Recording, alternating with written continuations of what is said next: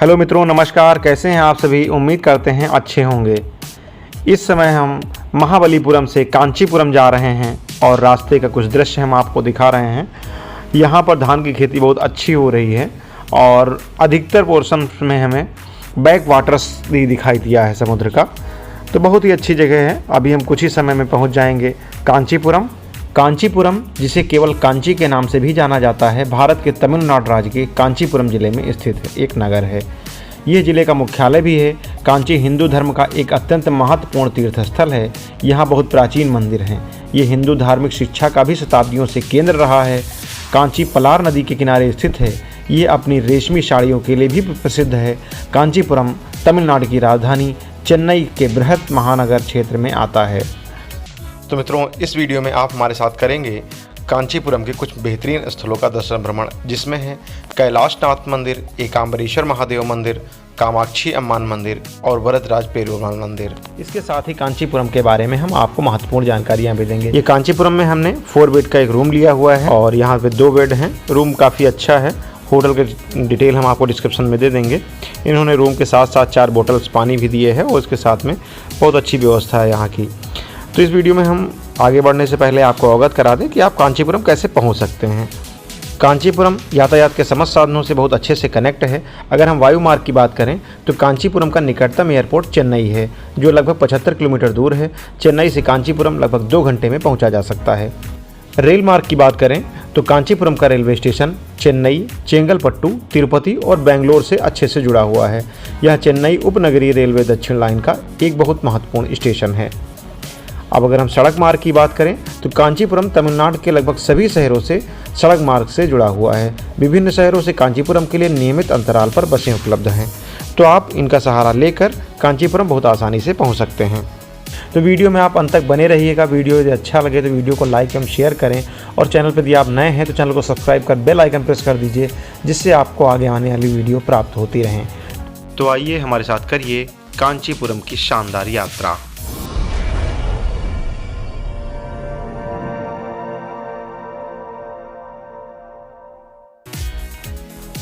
कांचीपुरम का यह मंदिर कैलाशनाथ मंदिर कांचीपुरम में स्थित एक हिंदू मंदिर है।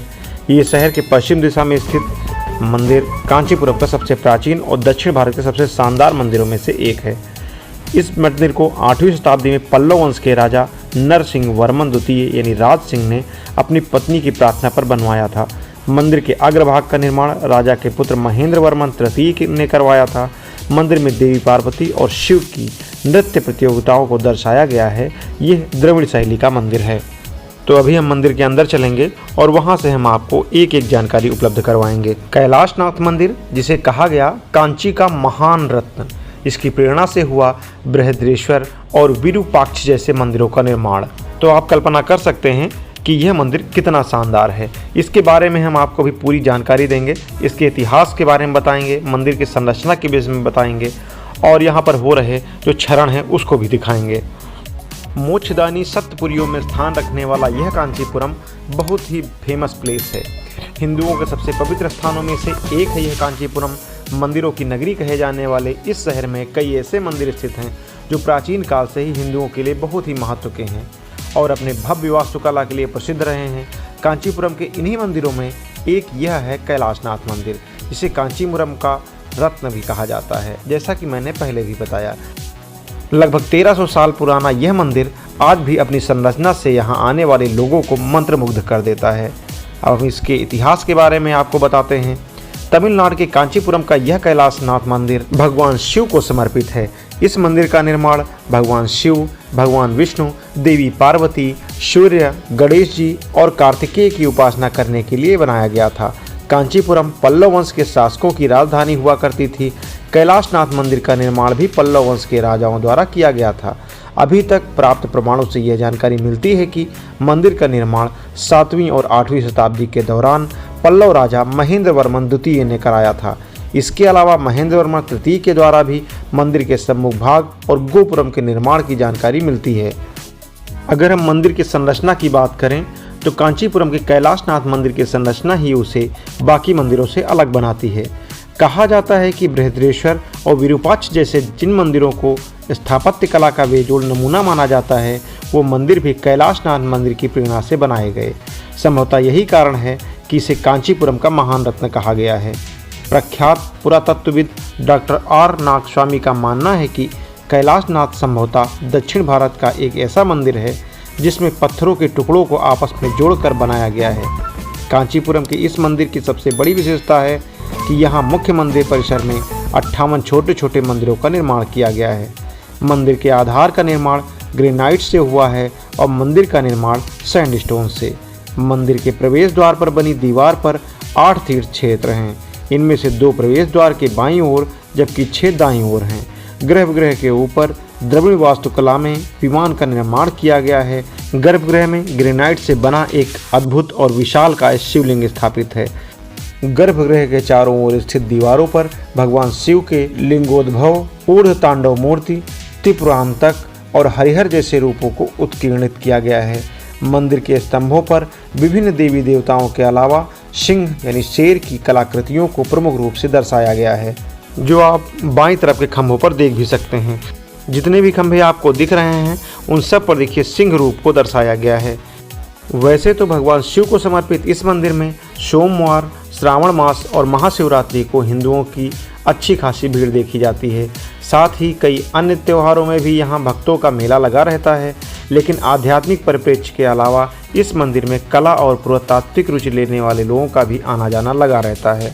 कांचीपुरम का यह मंदिर बहुत ही शानदार है और यहाँ की जो स्थापत्य कला है उस समय के बेजोड़ स्थापत्य कला का एक नमूना है। इस मंदिर के चारों तरफ नंदी जी विराजमान हैं। सोचिए 1300 वर्ष पुराना जब मंदिर है तो मंदिर में क्षरण होना तो लाजमी है और वैसे ही क्षरण आपको हर जगह पे दिखाई देगा। बहुत सी मूर्तियां हैं जो क्षरण के कारण अपने वास्तविक रूप को खो चुकी हैं। जगह जगह आपको नंदी जी दिखाई देंगे और बाईं तरफ देखिए आपको 3 बार दिख चुके हैं और ऐसे ही सभी क्षेत्रों में हैं। और मंदिर के मुख्य भाग में तो बहुत बड़े से नंदी जी विराजमान हैं। ये भी सामने देखिए आप, ये देखिए। और ये जितना भी क्षरण हुआ है ये जो है काफ़ी समय बीतने के कारण ही हुआ है, क्योंकि ये सैंड स्टोन है तो सैंड स्टोन में क्षरण होता ही है। ग्रेनाइट में थोड़ा कम होता है लेकिन सैंड स्टोन में क्षरण अच्छा खासा होता है। और ये भी नंदी जी हैं और इन सभी में देखिए कुछ ना कुछ मतलब उसको व्यवस्थित किया गया है, उस पर लेपन किया गया है। तो जो भी लोग आए हैं उस समय के समृद्धशाली इतिहास को देखना चाहते हैं, उस समय के जो वास्तुकला है उसको देख रहे हैं। और बहुत ही शानदार ऐसे मंदिरों का निर्माण आज के समय में कर पाना बहुत ही कठिन काम है। मित्रों, आपको हमारा ये वीडियो कैसा लग रहा है कमेंट में अवश्य बताइएगा और यदि कोई सुझाव है तो उसे भी अवगत कराइएगा। साथ ही वीडियो यदि पसंद आता है तो वीडियो को अपने मित्रों और रिश्तेदारों के साथ शेयर करें और चैनल पर यदि आप नए हैं तो चैनल को सब्सक्राइब कर बेल आइकन प्रेस कर दीजिए, जिससे आपको आगे की वीडियो प्राप्त होती रहें। आप सभी से एक विशेष अपील, नेचर को क्लीन एवं ग्रीन बनाए रखने में मदद करें, सिंगल यूज प्लास्टिक का प्रयोग ना करें।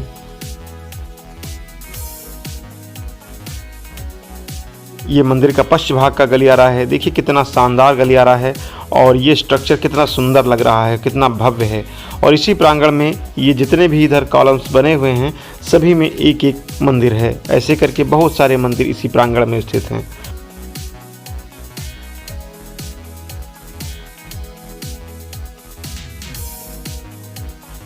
तो बहुत ही सुंदर मंदिर है। यहाँ पर चोल और पल्लव राजाओं का शासन रहा है और उनके संरक्षण में ही ये मंदिर रहा है। और इसका निर्माण तो पल्लव राजाओं ने कराया था, बाद में चोल राजाओं ने भी यहाँ पे शासन किया तो इसकी देखरेख की।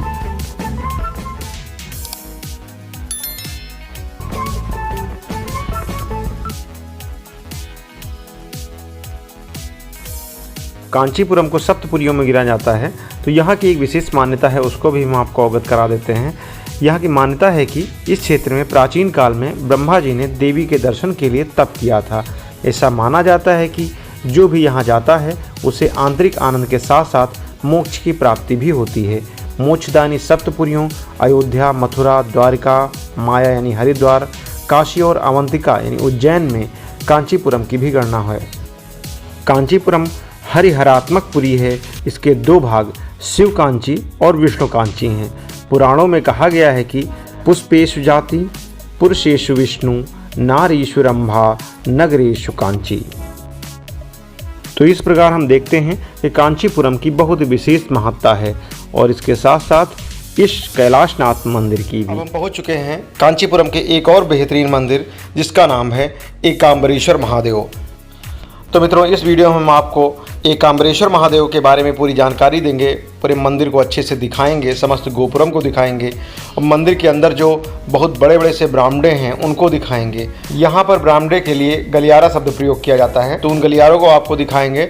वैसे सबसे लंबा गलियारा तो हमने आपको बताया था कि रामेश्वरम का है, लेकिन यहाँ के भी गलियारे कुछ कम नहीं है। तो मंदिर के पूरे भाग को हम आपको दिखाएंगे, तो वीडियो में अंत तक बने रहिएगा। वीडियो यदि पसंद आए आपको तो वीडियो को लाइक एवं शेयर करें और चैनल पर यदि आप नए हैं तो चैनल को सब्सक्राइब कर बेल आइकन प्रेस कर दीजिए, जिससे आगे आने वाली वीडियो प्राप्त होती रहे। मंदिर के अंदर प्रवेश करते ही हम आपको कुछ सामान्य जानकारी दे देते हैं। एकाम्बरेश्वर महादेव मंदिर, ये एकाम्बरनाथ मंदिर भारत के तमिलनाडु राज्य के कांचीपुरम तीर्थ नगर में स्थित है। भगवान शिव को समर्पित एक ये हिंदू मंदिर है। कांचीपुरम के इस मंदिर, वरदराज पेरुमल मंदिर और कामाक्षी अम्मान मंदिर को सामूहिक रूप से मुमूर्तिवासम कहा जाता है, यानी त्रिमूर्तिवास। तमिल भाषा में मुँह से तात्पर्य तीन से है। तो हम इन तीनों मुमूर्तिवासम मंदिरों के आपको लगातार दर्शन कराएंगे। अभी इसमें आप एकाम्बरेश्वर महादेव के दर्शन करेंगे, फिर आपको हम कामाक्षी अम्मान मंदिर के दर्शन करवाएंगे और फिर उसके बाद में वरदराज पेरुमल मंदिर के दर्शन करेंगे। तो आप सभी लोग चैनल से ज़रूर जुड़े रहिए, आपको बहुत ही अच्छी आध्यात्मिक जानकारी भी प्राप्त होगी और दर्शन होते रहेंगे। मंदिर परिसर 25 एकड़ में फैला है और ये भारत में सबसे बड़ा है। इसमें 4 गेटवे टावर हैं जिन्हें गोपुरम के नाम से जाना जाता है। सबसे ऊंचा दक्षिणी टावर है जिसमें 11 कहानियां हैं और ऊंचाई 192 फीट है, जो इसे भारत के सबसे ऊंचे मंदिर टावर में से एक बनाती हैं। गेटवे टावर के निचले आधे हिस्से में दोनों तरफ विनायक और मुरुगन के मंदिर हैं। प्रवेश द्वार से वाहन मंडपम यानी वाहन हॉल और सर्वेशा मंडपम, जिसे नवरात्रि हॉल भी कहा जाता है, नामक 2 हॉल हैं। आयराम काल मंडपम या 1000 स्तंभों वाला दालान, जिसे विजयनगर राजाओं द्वारा बनाया गया था, गेटवे टावर के बाद परिसर में पाया जाता है। कहा जाता है कि एक भूमिगत पवित्र नदी थी।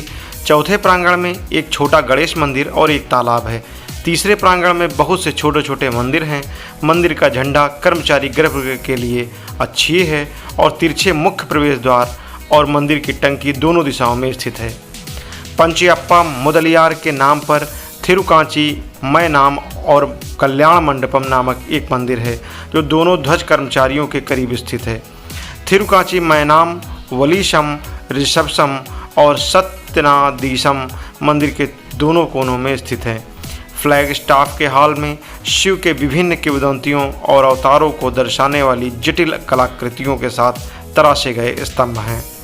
गर्भगृह में शिव की छवि के साथ लिंगम भी है।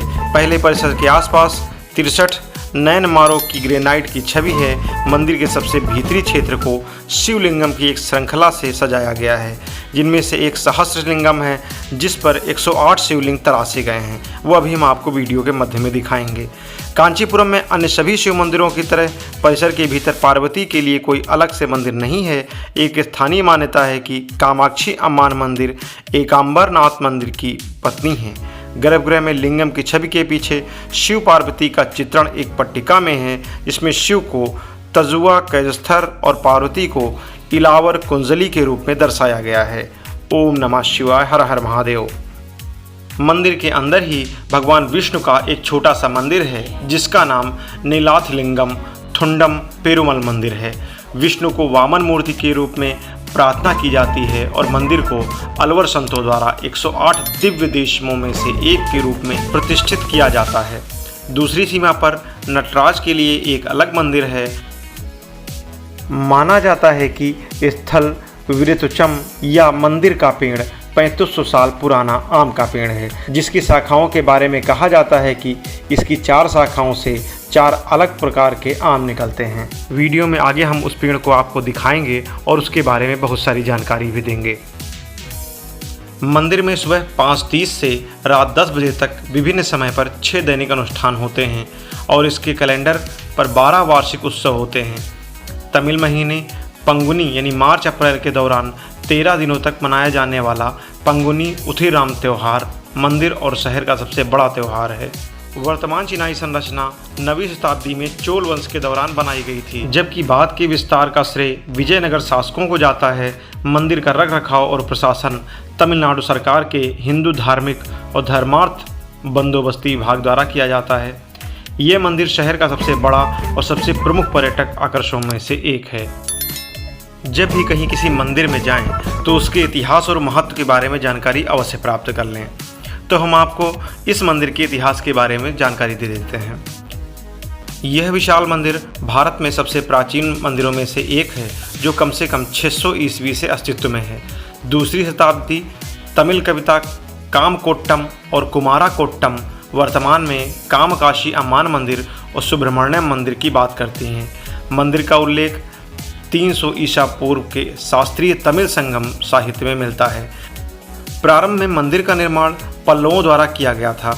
वेदांतवादी कच्चियप्पर ने मंदिर में पुजारी के रूप में सेवा की। उस समय की मौजूदा संरचना को बाद के चोल राजाओं द्वारा गिरा दिया गया और फिर से बनाया गया। 10वीं शताब्दी के संत ने स्थानीय शासकों की मदद से कामाक्षी अम्मान मंदिर और वरदराजा पेरुमल मंदिर के साथ इस मंदिर के विस्तार के साथ साथ कांचीपुरम का पुनर्निर्माण करवाया। 1532 ईस्वी के शिलालेख हैं जो अच्युतर राय द्वारा बनाए गए गांवों की संख्या के उपहार को दर्शाते हैं।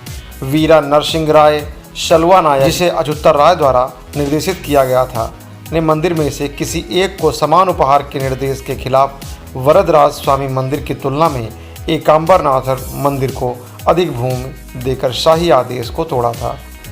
यह सुनकर अच्युतर राय ने दोनों मंदिरों को भूमि समान रूप से वितरित कर दी। कृष्णदेव राय, जिनका शासनकाल 1509 से 1529 तक था, द्वारा निर्मित 11 मंजिला दक्षिणी गोपुरम, जिसकी ऊंचाई 192 फीट है और यह देश के सबसे ऊंचे गोपुरों में से एक है। 15वीं शताब्दी के दौरान विजयनगर के राजाओं ने भी मंदिर में बहुत योगदान दिया और बाद में पल्लव पच्चियप्पा मुदलियार द्वारा विकसित इस मंदिर में पूजा के लिए चेन्नई से कांचीपुरम नियमित रूप से जाते थे। उन्होंने ब्रिटिश शासन के दौरान आश्चर्यजनक रूप से महत्वपूर्ण धन खर्च किया। मंदिर के जीर्णोद्धार पर घोड़े की पीठ पर बैठे पच्चियप्पा मुदलियार को मंदिर के स्तंभ में देखा जा सकता है। बाद के चरण में कांचीपुरम की यात्रा के समय से बचने के लिए पच्चियप्पा मुदलियार द्वारा चेन्नई में इसी नाम के एकाम्बरेश्वर नाम के एक समान मंदिर का निर्माण किया था। 1905 से 1906 की भारतीय पुरातत्व सर्वेक्षण रिपोर्ट नट्टुकोट्टई चेट्टियार द्वारा मंदिर में किए गए व्यापक नवीकरण गतिविधियों को इंगित करती है। जैसा कि मैंने वीडियो के प्रारंभ में ही आपको बताया था कि मंदिर के गलियारे में 108 शिवलिंग स्थापित किए गए हैं। वो हमारे बाईं तरफ जो बरामदे का पश्चिम भाग है उसमें दिखाई भी दे रहे हैं और ऐसे ही पूरे बरामदे में आपको दिखाई देंगे, अभी आगे भी आपको दिखाई देंगे। और अभी कुछ ही दूरी पर जो आम का पेड़ मैंने बताया था वो भी अभी मिलने वाला है, जो 3500 वर्ष पुराना है। तो मंदिर बहुत ही अच्छा है। गलियारा देखिए कितना सुंदर, दिव्य एवं भव्य है। आकर्षण में तो कोई कमी नहीं है और जगह जगह पर जो मोड़ होते हैं, मोड़ों पे बहुत सुंदर सुंदर से मंदिर और मूर्तियां स्थापित हैं। ये संभवतः पार्वती जी का अंदर मंदिर है। मित्रों, आप सभी को हमारा ये वीडियो कैसा लग रहा है कमेंट में अवश्य बताइएगा और यदि कोई सुझाव है तो उसे भी अवगत कराइएगा।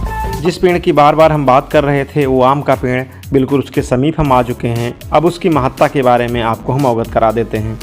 ऐसा माना जाता है कि मंदिर में अनेक वर्षों से एक आम का पेड़ है जो लगभग 3500 से 4000 वर्ष पुराना है। इस पेड़ की हर शाखा पर अलग अलग रंग के आम लगते हैं और इनका स्वाद भी अलग अलग है। इस पेड़ के नीचे माँ पार्वती ने भगवान महादेव शिव की पूजा की थी और माता पार्वती शिव जी को प्राप्त करने के लिए उसी आम के पेड़ के नीचे मिट्टी या बालू से ही एक शिवलिंग बनाकर घोर तपस्या करना शुरू कर दी। जब शिव जी ने ध्यान पर पार्वती जी को तपस्या करते हुए देखा तो महादेव ने माता पार्वती की परीक्षा लेने के उद्देश्य से अपनी जटा से गंगा जल से सब जगह पानी ही पानी कर दिया।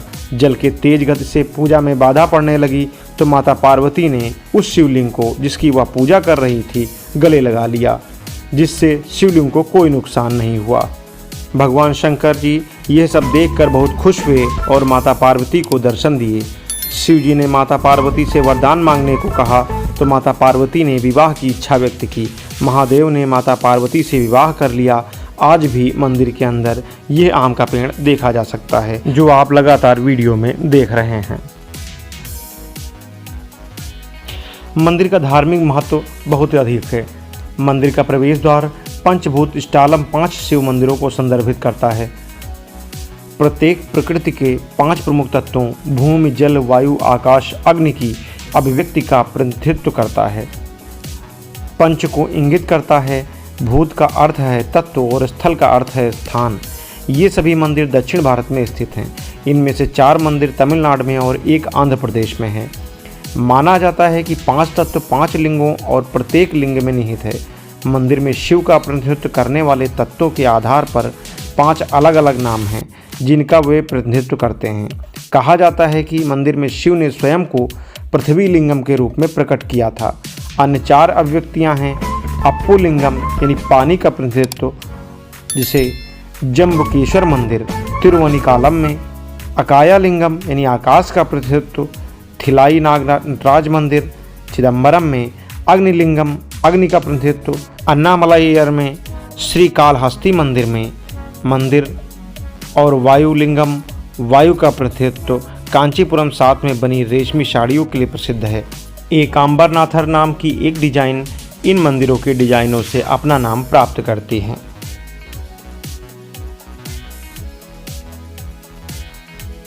मंदिर इतना बड़ा है कि हम लोग चलते चलते थक चुके हैं और यहाँ के गलियारे तो ख़त्म होने का नाम ही नहीं ले रहे हैं। ये बिल्कुल रामेश्वरम के तर्ज पर ही बने हुए हैं। सिर्फ फ़र्क इतना है कि वहाँ के गलियारों के जो खंभे हैं और छत है वो कलर की गई है, यहाँ पर सादे हैं, लेकिन फिर भी बहुत ही सुंदर हैं। साफ़ सफाई का बहुत उचित प्रबंध है।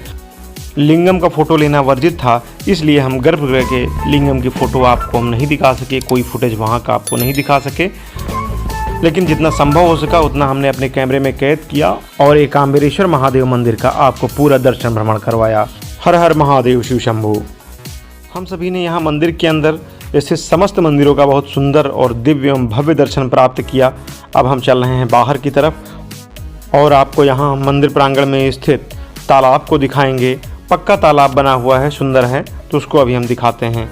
फिलहाल लाइटिंग मंदिर के अंदर बहुत अच्छी है और ये पहला ही द्वार है जिससे हम बाहर चल रहे हैं। आपको हम अवगत करा दें कि इस समय हम दक्षिण भारत की यात्रा पर हैं और इसके लिए हमने दक्षिण भारत के बहुत सारे स्थानों का दर्शन भ्रमण किया है। जो यात्रा हमारी कोयम्बटूर से शुरू हुई थी, तो कोयम्बटूर में हमने ईशा फाउंडेशन गए जहाँ पे शिव का आदि योगी के स्टेचू है, वहाँ पर दर्शन किया। फिर उसके बाद में त्रिवेंद्रम पहुँचे, वहाँ पर स्वामी पद्मनाभ के दर्शन, और ये देखिए यही तालाब है। और त्रिवेंद्रम के बाद हम पहुँच गए मदुरई से कन्याकुमारी, और ऐसे करते करते रामेश्वरम, चोल राजाओं से जुड़ा हुआ फेमस प्लेस तंजौर, और उसके बाद में पुदुचेरी, महाबलीपुरम, और फिर हम कांचीपुरम आ गए हैं।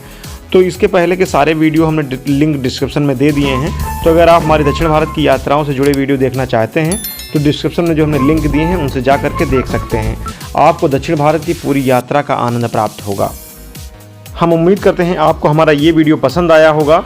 अब हम चल रहे हैं कांचीपुरम के अगले पड़ाव पर, जो है कामाक्षी अम्मान मंदिर कांचीपुरम। यह मंदिर देवी शक्ति के 3 सबसे पवित्र स्थानों में से एक है। मदुरई और वाराणसी अन्य 2 पवित्र स्थल हैं। 1.6 एकड़ में फैला यह मंदिर नगर के बीचों बीच स्थित है।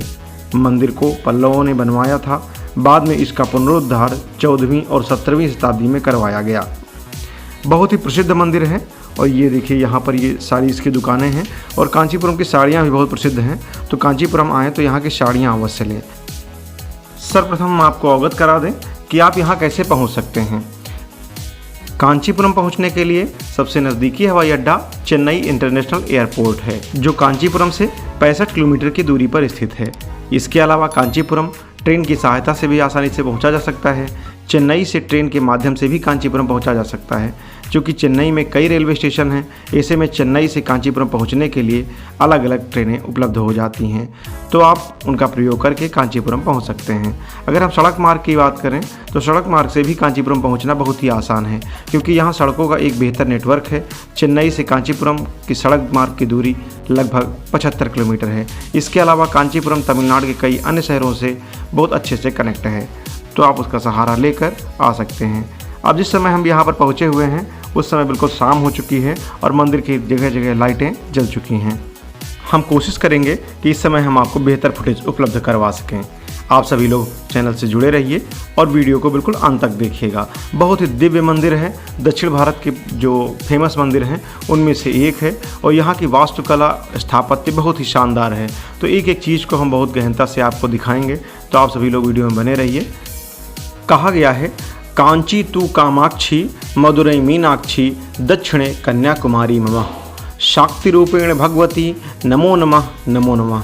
यह मंदिर कांचीपुरम के शिव कांची में स्थित है।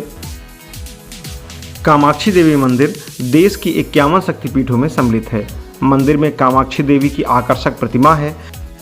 यह भी कहा जाता है कि कांची में कामाक्षी, मदुरई में मीनाक्षी और काशी में विशालाक्षी विराजमान हैं। मीनाक्षी और विशालाक्षी विवाहिता हैं। इष्ट देवी देवी कामाक्षी खड़ी मुद्रा में होने के बजाय बैठी हुई मुद्रा में हैं। देवी पद्मासन यानी योग मुद्रा में बैठी हैं और दक्षिण पूर्व की ओर देख रही हैं।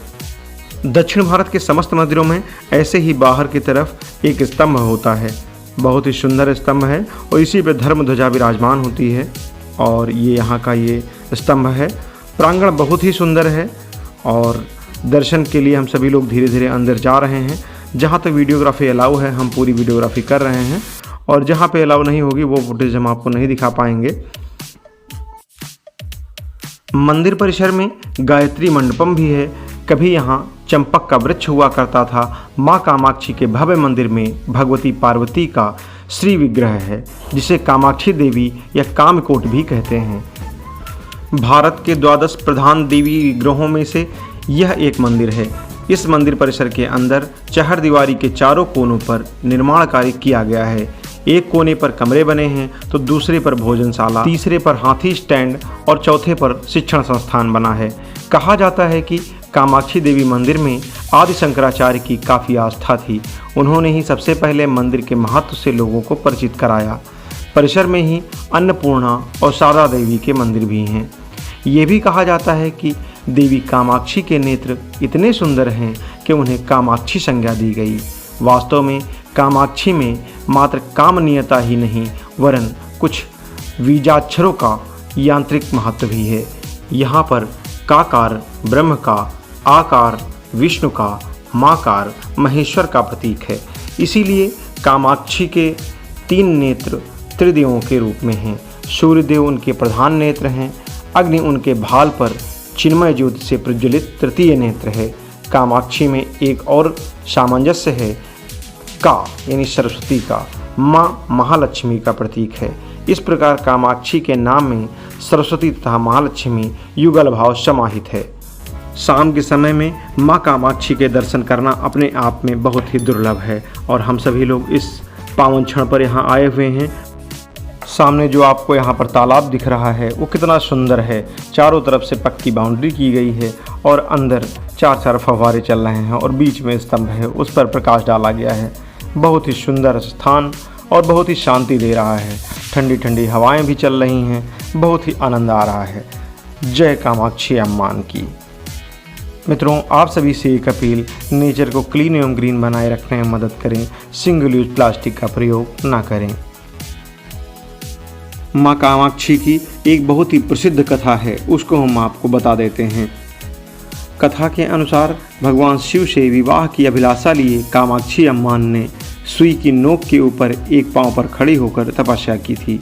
उनकी अभिलाषा पूर्ण हुई एवं फाल्गुन मास के उत्तर नक्षत्र में भगवान शिव से उनका विवाह हुआ।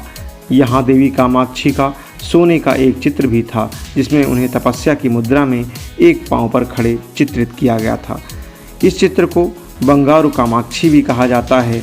मंदिर पर आक्रमण की आशंका में इस चित्र को तंजौर स्थानांतरित कर दिया गया था। यह चित्र अब भी तंजौर में है। माँ कामाक्षी अम्मान की उपासना विधि हम आपको अवगत करा देते हैं। श्रापित होने के पश्चात ऋषि दुर्वासा ने यहाँ तपस्या की थी। कामाक्षी को प्रसन्न कर उन्होंने श्राप से मुक्ति पाई। तत्पश्चात यहाँ श्री चक्र की स्थापना की। उन्होंने यहाँ सौभाग्य चिंतामणि कल्प की रचना की, जिसे दुर्वासा संहिता भी कहा जाता है।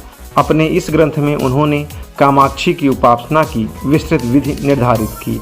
आज भी यहाँ कामाक्षी की उपासना ठीक वैसे ही की जाती है जैसे उनके ग्रंथ सौभाग्य चिंतामणि में दर्शाया गया है। 7 गोत्रों के पुजारी कांची कामाक्षी मंदिर में पूजन अर्चन करते हैं, तथापि केवल 2 गोत्रों के पुजारी ही यहाँ पूजा करते हैं। अन्य गोत्रों के पुजारी तंजौर के कामाक्षी मंदिर में आराधना करते हैं। पुजारी जी को यहाँ शास्त्री कहा जाता है। एक अन्य कथा के अनुसार देवी पहले यहाँ अपने रौद्र रूप में वास करती थी। उनके क्रोध की अग्नि ने गर्भगृह को अत्यंत उष्ण कर दिया था। तब आदि शंकराचार्य ने उनका क्रोध शांत किया था। उनके पश्चात देवी यहाँ करुणा रूप में बसती हैं। आदि शंकराचार्य ने इसी मंदिर में बैठकर सौंदर्य लहरी की रचना की थी। कहा जाता है कि अयोध्या के सूर्यवंशी इक्ष्वाक वंश के सम्राट एवं भगवान राम के पिता दशरथ ने यही पुत्र कामेच्छा यज्ञ किया था। इसके पश्चात शीघ्र ही उन्हें 4 पुत्र रत्नों की प्राप्ति हुई थी। तभी से लोगों में यह मान्यता उत्पन्न हो गई है कि इस मंदिर में प्रार्थना करने पर निसंतान दंपत्ति को संतान प्राप्ति होती है। देवी कामाक्षी इक्ष्वाक वंश की कुल देवी हैं। इस कथा का उल्लेख मार्कंडेय पुराण में किया गया है। मित्रों, आपको हमारा ये वीडियो और जानकारी कैसी लगी कमेंट में अवश्य बताइएगा, और चैनल पर यदि आप नए हैं तो चैनल को सब्सक्राइब कर बेल आइकन जरूर प्रेस कर दीजिएगा, जिससे आगे आने वाली वीडियो आपको प्राप्त होती रहें। एक किंवदंती के अनुसार एक समय एक गूंगे भक्त को इसी मंदिर में स्वर का वरदान प्राप्त हुआ था। भाव विभोर होकर उस गूंगे ने 500 स्तोत्रों की रचना की, जिसे मूक पंचशती के नाम से जाना जाता है। जय कामाक्षी अम्मान की। कांची कामाक्षी मंदिर के मुख्य गर्भगृह को गायत्री मंडप कहा जाता है। यहाँ कामाक्षी अम्मान पद्मासन की योग मुद्रा में बैठी हैं। उनका आसन पंच ब्रह्मासन है। कामाक्षी अम्मान की 4 भुजाएं हैं। इनके निचले करों में गन्ना एवं 5 पुष्पों का गुच्छा है। वहीं ऊपरी दोनों हाथों में वे शास्त्र, पाश एवं अंकुश धारण किए हुए हैं। समीप ही एक तोता भी है, जिस पर सहसा लोगों की दृष्टि नहीं पड़ती। देवी की प्रतिमा को सदैव चटक रंगीन साड़ी एवं संपूर्ण श्रृंगार द्वारा अलंकृत रखा जाता है। हम सभी ने कामाक्षी अम्मान के बहुत ही दिव्य दर्शन प्राप्त किए। अब हम आपको कामाक्षी अम्मान की प्रतिमा के विषय में कुछ सामान्य जानकारी दे देते हैं। गर्भगृह के भीतर चांदी से लिपटा एक स्तंभ है। इस पर एक छिद्र है जो देवी की नाभि का प्रतिनिधित्व करता है। ऐसी मान्यता है कि यही भक्तों को संतान प्राप्ति का वर प्रदान करता है। श्री चक्र के विषय में हम आपको बताते हैं। देवी की प्रतिमा के सम्मुख योनि के आकार की एक संरचना है, जिसके भीतर श्री चक्र बना हुआ है। इसी श्री चक्र की यहाँ पूजा की जाती है। शास्त्रों के अनुसार देवी इस श्री चक्र के शीर्ष बिंदु पर विराजती हैं। श्री चक्र के चारों ओर 8 वाग्या देवियाँ स्थित हैं। इस मंदिर के श्री चक्र को संपूर्ण रूप से देख पाना संभव नहीं पाया जाता, क्योंकि यह सदैव गुलाबी रंग के ताजे पुष्पों की परतों से अलंकृत अतः ढका रहता है। मुझे बताया गया कि श्री चक्र एक शिला के ऊपर उकेरा गया है। ये वही स्थान है जहां आदि शंकराचार्य ने देवी पर सौंदर्य लहरी की रचना की। गर्भगृह की 4 भित्तियों को 4 वेद एवं गायत्री मंडप के 24 स्तंभों को गायत्री छंद के 24 अक्षर माना जाता है। मुख्य प्रतिमा के बाईं ओर वाराह एवं अरूप लक्ष्मी हैं। गर्भगृह के भीतर विशेष पूजन अर्चन के समय ही जाने दिया जाता है। तब आप अरूप लक्ष्मी को कुमकुम अर्पित कर सकते हैं एवं प्रसाद के रूप में कुमकुम अपने साथ घर ला सकते हैं। ये मेरा सौभाग्य ही है कि प्रसाद रूप में मुझे भी कुमकुम प्राप्त हुआ। जय माता दी। कामाक्षी की प्रतिमा के दाईं ओर विष्णु एवं स्वरूप लक्ष्मी की छवि है। मंदिर के गर्भगृह की ओर ले जाते द्वार को बिल्लव द्वार कहा जाता है। ऐसा लोग कहते हैं कि विवाह की अभिलाषा रखने वाले युवक युवतियों को इस मंदिर के साथ ही एक और मंदिर भी सहायता करता है। वह है द्वारिका का रुक्मिणी मंदिर। भारत के अन्य देवी मंदिरों के समान कांची कामाक्षी मंदिर में भी चैत्र एवं शारदा नवरात्रि दोनों धूमधाम से मनाया जाता है। जनवरी फरवरी महीने में अर्थात हिंदू पंचांग के अनुसार माघ मास में वार्षिक ब्रह्मोत्सव मनाया जाता है। इस कालावधि में हर दिन प्रातः काल एवं संध्या काल के समय देवी की सवारी निकाली जाती है। उत्सव के चौथे दिवस कामाक्षी अम्मान सोने के शेर की सवारी करती हैं तथा 9वें दिन चांदी के रथ में सवार होकर बाहर निकलती हैं। पूर्णिमा के दिन पड़ते इस उत्सव के 10वें एवं अंतिम दिन देवी एवं उनके भक्तगण मंदिर के जलकुंड में डुबकी लगाते हैं। जय माता दी। माता दी सभी का कल्याण करें। हम आपको मंदिर के खुलने का समय बता दें। मंदिर सुबह 5:30 बजे खुलता है और दोपहर 12 बजे बंद हो जाता है। फिर शाम को 4 बजे खुलता है और रात्रि 9 बजे तक बंद हो जाता है। ब्रह्मोत्सव और नवरात्रि मंदिर के खास त्यौहार। अभी तक आपने हमारे साथ में कैलाशनाथ मंदिर, एकाम्बरेश्वर महादेव मंदिर और कामाक्षी अम्मान मंदिर के दर्शन किए। इसके साथ ही ये कांचीपुरम का बहुत ही प्रसिद्ध मंदिर है जिसका नाम है वरदराज पेरुमल मंदिर। अब हम इसी मंदिर में चल रहे हैं। ये फ्रंट का, ये गोपुरम के आगे का भाग है। इस मंदिर की वास्तुकला बहुत ही सुंदर और अप्रतिम है। अभी हम आपको दिखाएंगे। लोग कहते हैं कि इस मंदिर का निर्माण 3री शताब्दी में हुआ था, तो हम उसके बारे में पूरा बताएंगे, पूरे इतिहास से आपको परिचित करवाएंगे कि किसने इसका निर्माण करवाया और आज के समय में इसका संरक्षण कौन कर रहा है। बहुत ही शानदार मंदिर है। तो आइए हमारे साथ दर्शन करिए कांचीपुरम के बहुत ही प्रसिद्ध मंदिर वरदराज पेरुमल मंदिर के। वरदराज पेरुमल मंदिर भारत के तमिलनाडु राज्य के कांचीपुरम तीर्थनगर में स्थित भगवान विष्णु को समर्पित एक हिंदू मंदिर है। यह दिव्य देशों में से एक है जो विष्णु को वह 108 मंदिर हैं जहां 12 अल्बर संतों ने तीर्थ करा था। ये कांचीपुरम के जिस भाग में है उसे विष्णु कांची कहा जाता है। तमिल भाषा में मंदिर को कोइल या कोविल कहा जाता है और इस मंदिर को अनौपचारिक रूप से पेरुमल कोइल के नाम से भी बुलाया जाता है। विष्णु कांची कई प्रसिद्ध विष्णु मंदिरों का घर है। वैष्णव विशिष्टाद्वैत दर्शन के सबसे महान हिंदू विद्वानों में से एक रामानुज माना जाता है कि वे इस मंदिर में निवास करते थे। कांचीपुरम के इस मंदिर अर्थात वरदराज पेरुमल मंदिर, एकाम्बरेश्वर महादेव मंदिर और कामाक्षी अम्मान मंदिर को सामूहिक रूप से मुमूर्तिवासम कहा जाता है, यानी त्रिमूर्तवास। तमिल भाषा में मु से तात्पर्य 3 से है। इससे पूर्व के वीडियो में भी हमने मुमूर्तिवासम के विषय में आपको अवगत कराया था। वरदराज पेरुमल मंदिर जिसे हस्तगिरी और अत्तियूरन भी कहा जाता है। तो मित्रों, आपको हमारा ये वीडियो कैसा लग रहा है कमेंट में अवश्य बताइएगा और यदि कोई सुझाव है तो उसे भी अवगत कराइएगा। वीडियो को लाइक एवं शेयर करना मत भूलिएगा और यदि चैनल पे आप नए हैं तो चैनल को सब्सक्राइब कर बेल आइकन प्रेस कर दीजिए, जिससे भविष्य में आने वाली वीडियोज़ आपको प्राप्त होती रहें।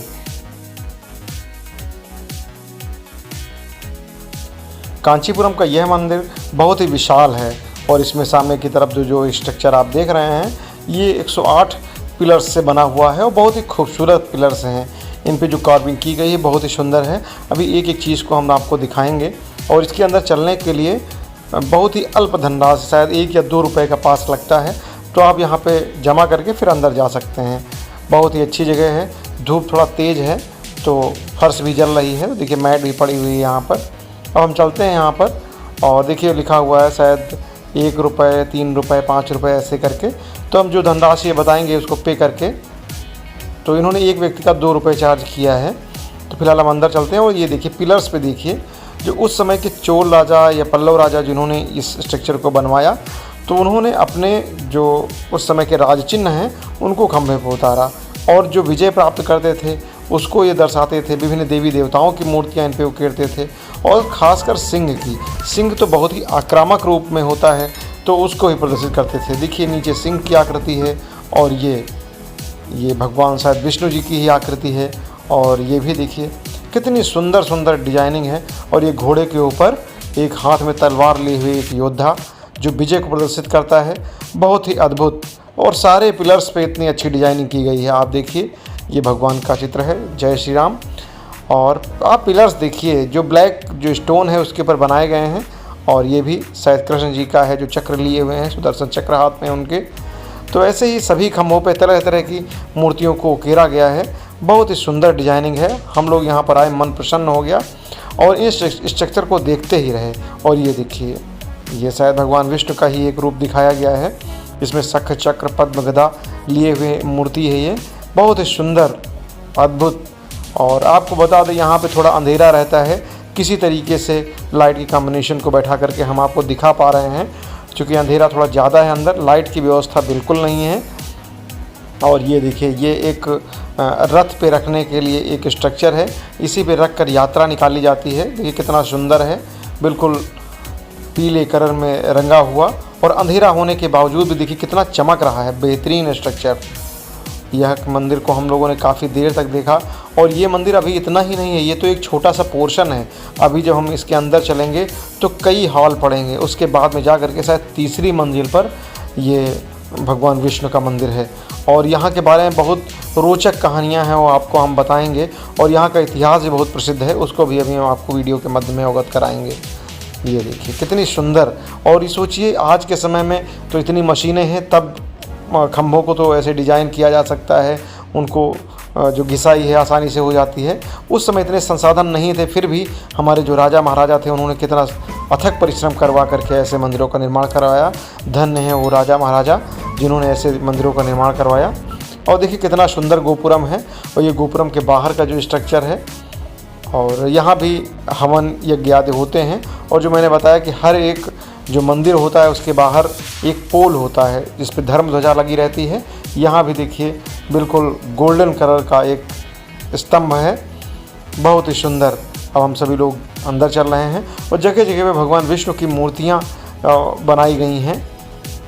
चूँकि ये मंदिर भगवान विष्णु को ही समर्पित है तो उन्हीं को लेते हुए सारी चीज़ों को यहाँ पे दर्शाया गया है। और अंदर का भी मंदिर कोई मतलब सामान्य मंदिर नहीं है, बहुत ही विशाल मंदिर है। आप देखेंगे तो देखते ही रह जाएंगे, बहुत ही अद्भुत मंदिर है। आपको हम एक बात अवगत करा दें कि इस मंदिर में बहुत ज़्यादा प्रतिबंध नहीं है कि आपको ऊपर के वस्त्र नहीं पहनने हैं, जैसे कि कन्याकुमारी में, त्रिवेंद्रम में स्वामी पद्मनाभ की दर्शन करते समय और रामेश्वरम में मंदिर में दर्शन करते समय बहुत पाबंदियाँ थी, वहाँ पर वस्त्र पहन के नहीं जा सकते हैं। लेकिन यहाँ पे ऐसा कुछ नहीं है। और मंदिर के अंदर रिकॉर्डिंग भी अलाउ है, तो जहाँ तक संभव है शायद मूर्ति के रिकॉर्डिंग नहीं हो पाएगी। बाकी हम सारी चीज़ आपको मंदिर को दिखाएंगे, एक एक पोर्शन को आपको हमको दिखाएंगे।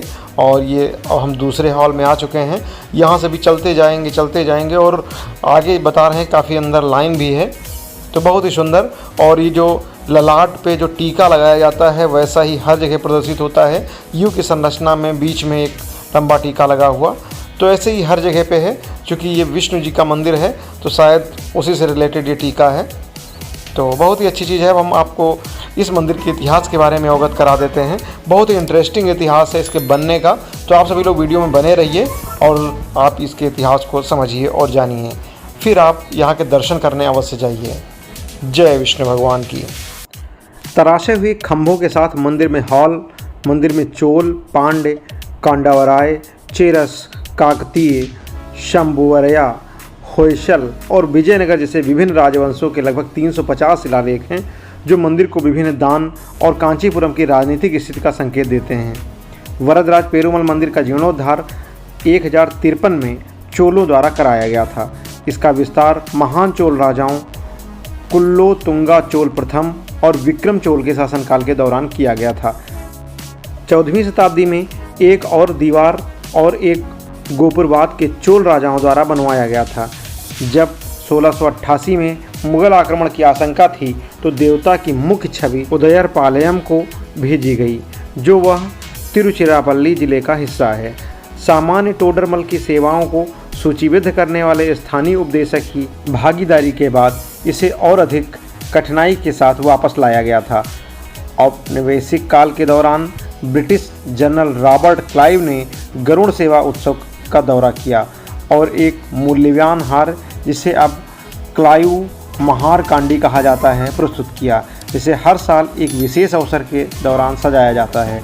वर्तमान में प्रशासन हिंदू धार्मिक और बंदोबस्ती द्वारा किया जाता है, जो तमिलनाडु सरकार के अंतर्गत आता है। मंदिर के पुराने शिलालेखों और अभिलेखों में कहा गया है कि वेदांत के द्वैत स्कूल के व्यास तीर्थ और सत्य विजय तीर्थ जैसे कई नेताओं ने इस मंदिर में रुचि दिखाई थी। 1511 ईस्वी के मंदिर के एक अभिलेख से पता चलता है कि द्वैत संत और कृष्णदेव राय के कुलगुरु व्यास तीर्थ ने वरदराज मंदिर को एक गांव और नागवाहन भेंट किया और विजयनगर के राजा कृष्णदेव राय के सम्मान में एक उत्सव की स्थापना की। 1726 के एक अन्य रिकॉर्ड में उल्लेख किया गया कि एक अन्य द्वैत संत और उत्तरादि मठ के पीठाधीश और सत्य विजय तीर्थ नाम से कुछ विशेषाधिकारों के साथ मंदिर में सम्मानित किया गया था। जैसा कि राघव अयंगर ने अपने काम में उल्लेख किया कि हैसाना तमिल कवि सरिथम मंदिर में एक शिलालेख इंगित करता है कि परमेलाहागर जिन्होंने 1271 से 1272 ईस्वी के आसपास तिरुक्कुलर की अपनी टिप्पणी लिखी थी।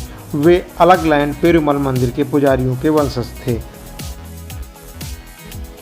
थाथाचारी कांचीपुरम पेरारूरन कोविल के संरक्षक हैं, जिन्हें वरदराज पेरुमल मंदिर के नाम से भी जाना जाता है। वे मंदिर सम्मान प्राप्त करने और वितरित करने के लिए प्रोटोकॉल में प्रधान आचार्य पुरुष हैं। पूर्व निरीक्षण में तिरुमलाई नंबी के पुत्र तिरुकुरईकर पिरान पिलान को रामानुज ने स्वयं उनके बाद विशिष्ट द्वैत दर्शन का प्रचार करने के लिए 74 पीठाधिपतियों में सबसे पहले और सबसे प्रमुख रूप में नियुक्त किया था। पिल्लैन को भी रामानुज ने तिरुवैमोझी पर भविष्य लिखने के लिए सक्षम व्यक्ति के रूप में चुना था।